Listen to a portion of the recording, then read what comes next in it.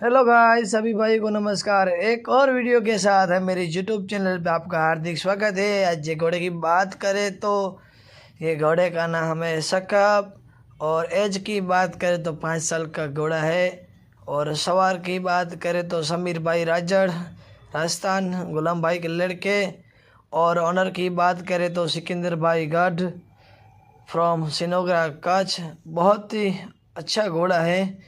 और स्पीड की बात करें तो 36-37 चलता है अभी, बहुत ही अच्छा चलता है। और दोस्तों, आपको ये वीडियो पसंद आए तो हमारी यूट्यूब चैनल को लाइक कीजिए, शेयर कीजिए और सब्सक्राइब कीजिए।